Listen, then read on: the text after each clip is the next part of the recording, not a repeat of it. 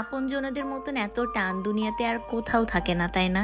আমার আম্মুরা এত বড় হয়ে গেছে, তবুও আমার বড় খালা আম্মুদেরকে কত আদর যত্ন করে। আমার ভাগ্নে খুব একটা বেশি আমাদেরকে পায় নাই, কিন্তু ছোটবেলা থেকে ওরা আমাদের উপর অনেক টান। হঠাৎ করে আমরা বড় খালার বাসায় বেড়াতে গিয়েছিলাম, আর ওখানে গিয়ে যে এত ঝামেলা হবে এটা আমরা চিন্তাও করতে পারিনি। অনেক কিছু নিয়ে শুরু করছি আমার আজকের blog. So hi everyone, this is Fariha and let's see my happy life. ওই যে কথায় আছে না, উঠলো বাই তো কটক যাই, আমাদের অবস্থা হয়েছে ঠিক তেমন। দুপুরবেলা আমার খালাতো বোন কল দিয়ে বলল যে ওরা গ্রামে গিয়েছে, কিছু কাজ আছে, তো আমরাও যেন ওদের সাথে যাই দেখা করে আসি। প্রথমে আমার মা অনেক না করছে, কারণ আমার মার অনেক রকম কাজ থাকে। তো যাই হোক, আমরা দুই বোন আম্মুকে ম্যানেজ করে ফাইনালি আমরা গেলাম যে ওদের সাথে একটু দেখা করেই চলে আসবো। আমাদের ডিসিশন নিতে নিতে অলরেডি সন্ধ্যা হয়ে গিয়েছে, আর তামিমকে দিতে পারিনি কারণ তামিমের পরীক্ষা চলছে। আমাদের গিয়েই চলে আসার প্ল্যান ছিল, তো ভাবলাম যে ও বাসায় থাক, পড়াশোনা করুক, আমরা তিনজন মিলেই যাই। বাসার নিচে এসে ঝালমুড়ি মামাকে দেখে আমি আর আনিশা ঝালমুড়ি নিয়েছি, সাথে তামিমকে একটু ওপরে পার্সেল করে দিছি। এরপর আমরা একটা রিজার্ভ ইজি বাইক নিয়ে নিয়েছি, আর এটা হচ্ছে আমার খালাবাড়ি যেতে মেইন বাজার।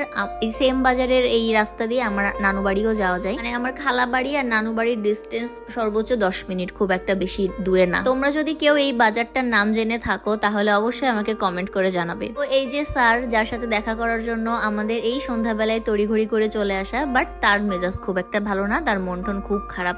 তাকে অনেকক্ষণ ধরে ট্রাই করতেছি হাসানোর, অনেক গল্প করতেছি, বাট তার খুব মন খারাপ। আন্টি এদিকে নিজের গাছের কাঁঠাল পেড়ে রাখছে আমাদের জন্য। আর আমাদের যশোর একটা বিখ্যাত খাবার হচ্ছে এই ক্ষীর দিয়ে কাঁঠাল খাওয়া, বিশেষ করে আমার নানু বাড়ি খালা বাড়ির দিকে এই খাবারটা অনেক জনপ্রিয়। তোমরা কি এটা কখনো খাইছো? খাইলে আমাকে অবশ্যই কমেন্ট করে জানাবা।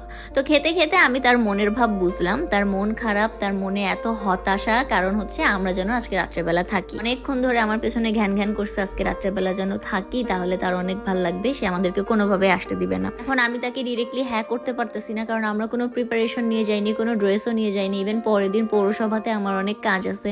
সো আমার কাছে কোনো সুবিধা না করতে পেরে সে গিয়েছে হচ্ছে আমার আম্মুর কাছে। সে অনেক অনুনয় বিনয় করে আমার মাকে বুঝাইছে যে আমাদের দুই বোনকে যেন অ্যাটলিস্ট রাত্রেবেলা থাকতে দেওয়া হয়। ছোট ছোট ঝামেলাগুলা কত ভালোবাসার, তাই না? কত টানের। ও ছোটবেলা থেকে কিন্তু আমাদেরকে ওইভাবে পায় নাই, কিন্তু আমাদের উপরে ওর অনেক টান। যখনই শুনছে যে আম্মু থাকতে দিবে, ও এসে দেখো কিভাবে গলা জড়ায় ধরছে। এই ভালোবাসা তুমি দুনিয়াতে কোথায় পাবা বলো? এদিকে আমার বড় খালার অবস্থা দেখো, আম্মুকে সব কিছু বেড়ে একদম খেতে দিছে। শুধু আম্মুকে না, আমার ছোট খালা যখন যায় আমার বড় খালায় ঠিক এরকম করে বেড়ে এটা খাইতে দিবে, ওটা খেতে দিবে। এটাই হচ্ছে বোনের ওপর বোনের টান। আর এদিকে দেখো তিম আম্মুকে নিয়ে সাইকেল চালাতে গিয়ে দিছে ফেলে, নিজেও পড়ছে, আমার মাকেও আরেকটু হলে ফেলে দিচ্ছিল। ও যে কি পরিমাণ দুষ্টু, মানে ও নানু বাড়ি আসলে, আমার খালা বাড়ি তো ওর নানু বাড়ি, তো ওর নানু বাড়িও যখন আসে ও একটা সেকেন্ডও স্থির থাকে না, সব জায়গা চরকির মতন ঘুরতে থাকে। এরপর সবাই মিলে গেলাম আমার আম্মুকে উঠাই দিয়ে আসতে। আম্মু থাকতে পারবে না কারণ তামিমের পরীক্ষা, ও বাসায় একা আছে।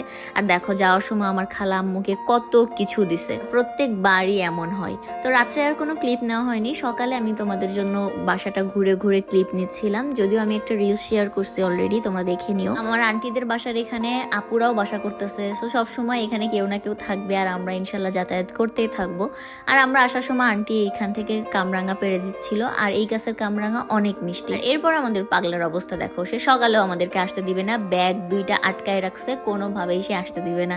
তারপর অনেক তাকে বোঝানো হয়েছে, অনেক হাতে পায়ে ধরা হয়েছে। খালু মানে ওর নানু ওকে অনেকবার বুঝাচ্ছে, বাট কার কথা কে শুনে? সে কোনো কিছুতেই শুনবে না, আমাদেরকে থাকতে হবে। ওকে অনেক বুঝাই টুজাই আমাদের ব্যাগ ওর কাছে জমা দিয়ে আসছি যে আমরা সন্ধ্যাবেলায় আবার আসবো। আর বাইরে বের হয়ে দেখি পুরো আকাশ কালো হয়ে আছে, মনে হচ্ছে কিছুক্ষণের মধ্যে আকাশ ভেঙে বৃষ্টি আসবে। গ্রামের রাস্তা দিয়ে এরকম বৃষ্টি দেখতে দেখতে যেতে কার না ভালো লাগে বলো? যদিও ভিজে গেছিলাম, বাট ওয়েদারটা অনেক সুন্দর ছিল। তোমাদের সবাইকে ধন্যবাদ আমার আজকের ব্লগটা দেখার জন্য। আল্লাহ হাফেজ।